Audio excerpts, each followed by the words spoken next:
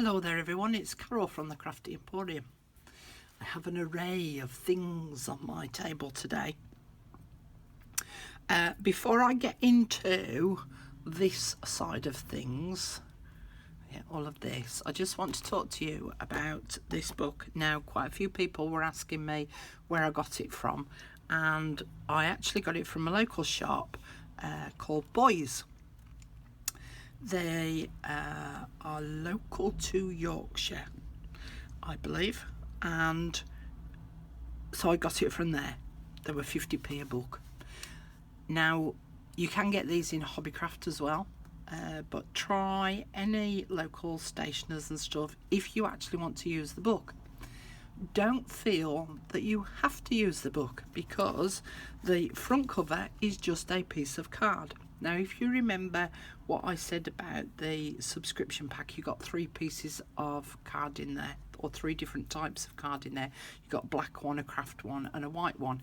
You can use any card, but if you've got the subscription pack, then you can use any one of those cards. You just need to crease it down the middle, fold it in half. Bob's your uncle, Fanny's your aunt. You've got a cover. Today I'm going to talk to you about dyeing these pages, apart from dunking them in the tea and coffee, which I've already done a video on. I'm going to show you a slightly different method of doing this. Now, you don't have to do that either. You can just use your pre-coffee dyed papers and use those. Fold them in half. Bob's your uncle, Fanny's your aunt. You've got your pages. So don't feel that you've got to go out and go and buy a book especially. Use what you've got. What's the point in spending money unnecessarily? Okay. Now, the other thing that I was asked about was how many pages do you normally put in a journal? And that really does depend on how fat you want your journal. Obviously, the more pages you have in there, the fatter it will become. Now, at the moment, it's that fat, but you've got to remember, by the time I've decorated all of this and added all the extra bits and pieces, it will probably end up being like that. So that's part of the thinking process, and there's no right or wrong way of doing it. Okay. Now, this is made up of a single signature. Now, what's a signature? A signature is a collection of pages grouped together to form a signature. You can add as many signatures as you want into a journal. So you could have subsequent signatures that you add to your journal. But in this instance, we're only doing the single signature. Alright, so a signature is just a collection of pages grouped together, and the reason why you have them as separate signatures is to help them to lay flat as you're using the book.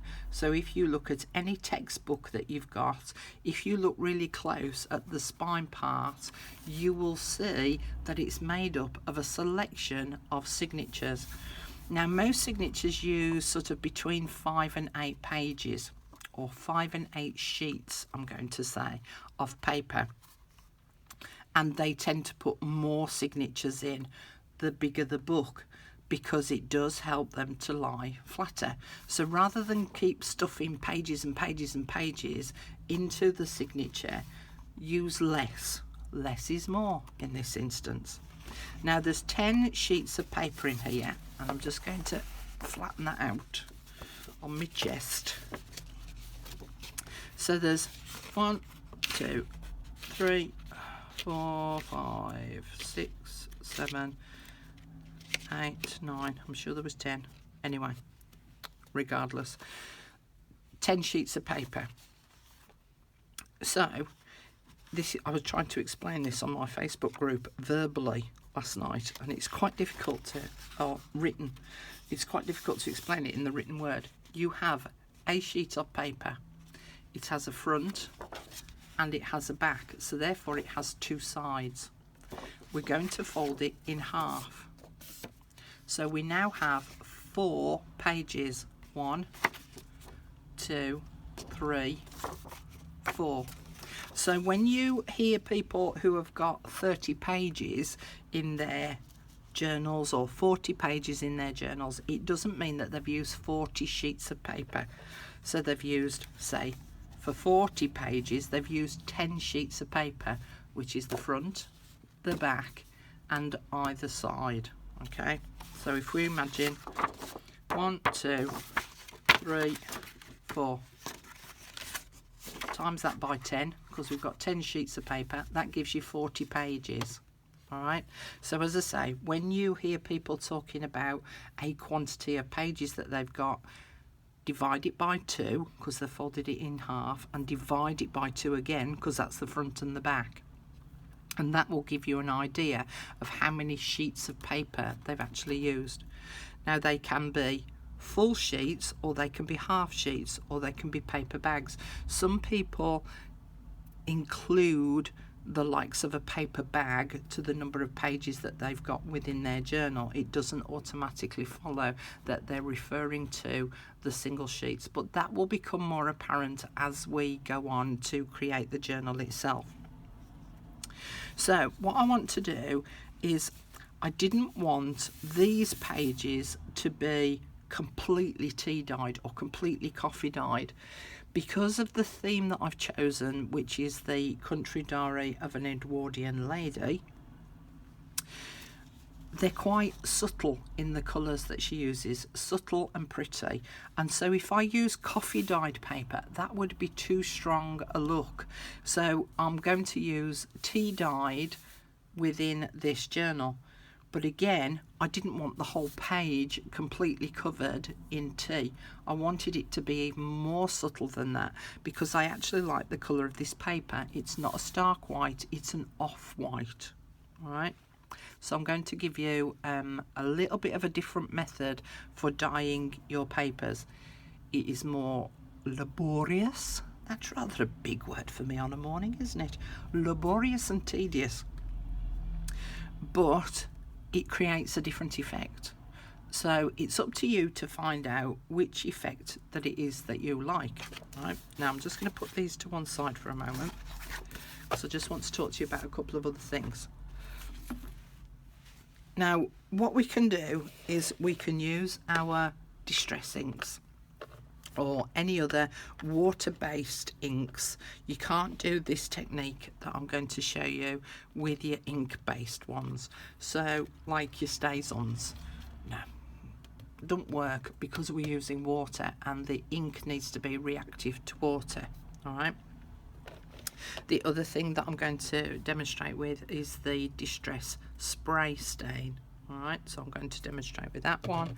I'm also going to use this Cosmic Shimmer Mist, but I'll come to that one in a moment. And then I've got some little spray bottles here, one with coffee in and one with tea in. So what I did was I made the mixture up in a jug first and then tipped it into my bottle. Now, again, I'm not going to give you the quantities that I've used of everything, because I don't measure this stuff. I just make it up as I go along. And I've got a rough idea now, from having done it quite a few times, how dark I like my coffee, how dark I like my tea. So it's all a bit trial and error and finding the method that you like. All right, or finding the strength that you like. So I just seeped my tea bags in some hot water, let it cool down, and then I tipped it into my bottle. The same with the coffee. Add some spoonfuls of coffee into some hot water, let it dissolve, and then wait for it to cool down, and then I tipped it into my bottle. Okay. Now with these two, I've actually labelled them as coffee and shimmer mist, and this one as tea and shimmer mist. I would suggest that you label all of your bottles that you use for any of these types of techniques. From a health point of view, because you don't want kiddies picking it up and thinking, oh, coffee, gonna drink that, or tea, gonna drink that. But it also means as well that you've got these bottles are allocated just purely to the coffee and the shimmer mist. So I'm not going to get my coffee and shimmer mist mixed up. Now, I've already done the coffee one. I'm just going to show you the Cosmic Shimmer Mist. Can you see all that sediment there at the bottom? That's mica powder. And if I tap it, don't shake it, tap it, because shaking it creates bubbles and we don't want the bubbles. So if you keep tapping it, it disturbs all the mica powder at the bottom until eventually it starts to blend in and it starts to do the shimmery thing in the liquid. Now, as I say, I've already added it to my coffee, and I don't know whether you'll see. Can you see there's already sediment at the bottom of my bottle here? So again, I'm just going to tap it and wrap it. Oh, Terry's chocolate orange, my favourite. And hopefully, hang on, let me hold it up there. Hopefully you might be able to see, you might see it better in the tea actually. You can see the mica powder moving round in the coffee. I'll do it in the tea one so that you can see. Now, the spray bit itself, the tube, is quite long and it goes to the bottom. On my plain tea and coffee ones, I don't mind that they're long and going to the bottom. On the ones with the shimmer mist though, I've cut shorter. So can you see how it's shorter? So it's got a little bit of a space between the end of the tube and the bottom of the bottle. The reason that I've done that is that when I go to add my Cosmic Shimmer Mist to it, as you've already seen, the sediment sits at the bottom of the bottle. Now, if my tube went to the bottom of the bottle, it would then start to pick up the sediment and it would start to block up the tube. So I've just trimmed those down just a fraction. And I'm just going to take that out. And I'm going to make sure that this is mixed up. It doesn't have to be totally mixed up, but just so as you've got some of that mica powder rolling around in the liquid. And I'm going to add about 3 squirts to my tea. Now, I haven't filled this bottle right up to the top because I want to be able to tip it, because I need to hold this fairly upright for the pump action to work. 1, 2, 1 more, come on, come on, 1 more. Ooh, no, that was a feeble attempt. Come on, 1 more. Ooh, okay, oh, there we go, 1 more.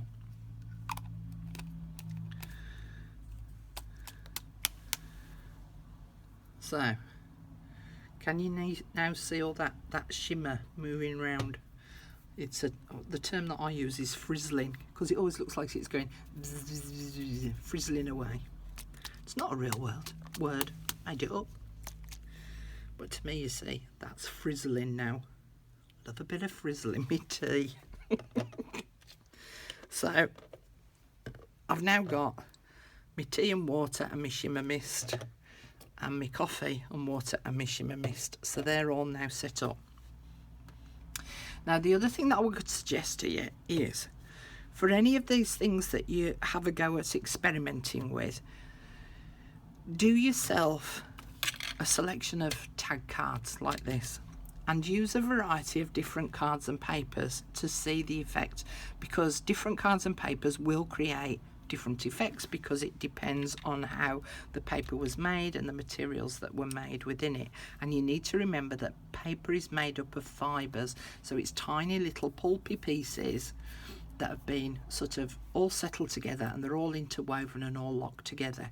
Some of them have got a nice sheen on the top, some of them are just matte. And what I did here was I just did a selection of cards using some of my other inks and some other techniques, and I just done a tag of each of them. Now, I only used 1 type of card to just have a go at because I was too eager, but I wished now that I'd done it on a selection of different papers so that I could see the effect that it created. Now, Tim Holtz has got a whole load of videos on creating these backgrounds. And what I did was, on the back of each of these tags, I just wrote the method that I used to create that effect. So it means that in 3 months' time, a year's time, and I think, oh, I know what I'm going to do. Oh, God, how did I do it? I've got my cards ready so that I can go, ah, yeah,